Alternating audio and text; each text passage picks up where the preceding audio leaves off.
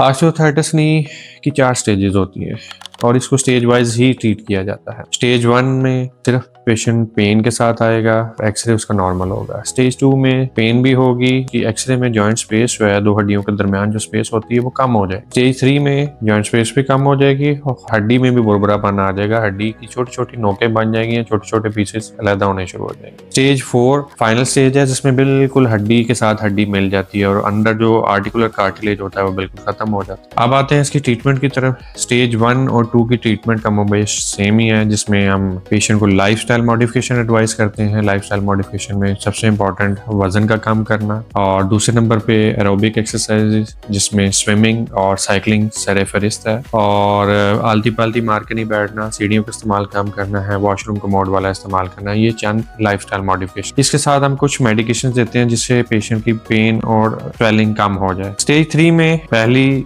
2 stages में जो treatment हम एडवाइस करते हैं जैसे कि lifestyle modification and pain medication, इससे आराम नहीं आता, हमें इससे नेक्स्ट स्टेप की तरफ जाना पड़ता है। नेक्स्ट स्टेप में हम इंट्रा आर्टिकुलर इंजेक्शन यानी कि जोड़ में इंजेक्शन तजवीज करते हैं। ये इंजेक्शन 2-3 तरह के होते हैं। मोस्टली ये स्टेरॉइड इंजेक्शन होते हैं। कुछ पेशेंट्स में हम हाइलुरोनिक एसिड, एक लेसदार मादा जोड़ में इंजेक्ट करते हैं जो कि जोड़ में रीजनरेशन को प्रमोट करता है मोस्ट ऑफ द टाइम, या जोड़ में एक लेसदार मादा पैदा कर देता है जिसमें जोड़ की रगड़ कम हो जाती है और पेशेंट का जोड़ काफी हद तक स्मूथ हो जाता है। तीसरी किस्म के इंजेक्शन PRP इंजेक्शन हैं, दे आर अंडर ट्रायल। अभी तक उनकी अफादियत बहुत ज्यादा स्टेब्लिश नहीं हो सकती। यहाँ स्टेज 1 और 2 में कुछ पेशेंट्स में उसमें बेहतरी देखी गई है, लेकिन 3 और 4 में PRP का इतना एडेड एडवांटेज नहीं है। अब स्टेज 4 में ट्रीटमेंट क्या है? स्टेज 4 में टोटल नी रिप्लेसमेंट यानी कि हम पूरे जोड़ को तब्दील कर देते हैं और पेशेंट को सर्जरी एडवाइस करते हैं। शुक्रिया।